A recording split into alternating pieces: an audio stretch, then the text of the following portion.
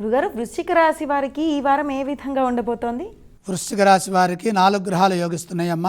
10వ రాశిలో రవి, 7లో గురువు, 11లో కేతువు, శుక్రుడు.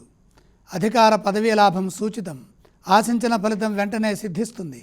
మీరు ఎంచుకున్న మార్గంలోనే కృషిని కొనసాగించండి. లక్ష్యం త్వరగా సిద్ధిస్తుంది. మీ ఆత్మవిశ్వాసం ముందుకు నడిపిస్తుంది. తోటివారి నుండి మంచి సహాయ సహకారాలు అందుతాయి. ప్రతిభతో మెప్పించి ప్రశంసలు పొందుతారు. గతంలో ఏర్పడిన ఇబ్బందులు తొలగుతాయి. అదృష్టం వరిస్తుంది. పేరు ప్రతిష్టలు సంపాదిస్తారు. శత్రుదోషం తొలగుతుంది. ఆర్థికపరమైన అభివృద్ధిని సాధించే వీలు కలుగుతుంది. ఇప్పుడు పెట్టేటటువంటి పెట్టుబడులు అధిక లాభాన్ని ఇస్తాయి.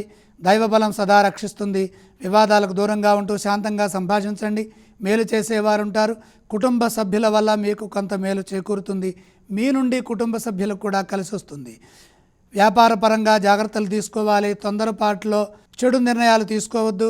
తొందరపడి ఏ నిర్ణయాలు తీసుకోవద్దు. ఆత్మీయులతో సంప్రదించిన తర్వాతే సరైన నిర్ణయం తీసుకోండి. బుద్ధి బలాన్ని ఉపయోగించండి. విఘ్నాలను అధిగమించండి. వారం చివరి భాగంలో తప్పనిసరిగా మేలు చేకూరుతుంది. అలాగే గురుగారు, ఈ రాశి వారు ఏ స్తోత్రాన్ని పఠించాలి?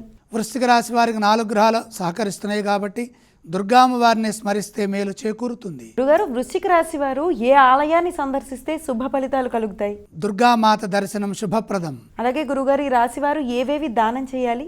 అష్టమంలో కుజగ్రహ సంచారం ఉంది. ఆవేశం తొలగడం కోసమే కొద్దిగా కందులు దానం చేయండి.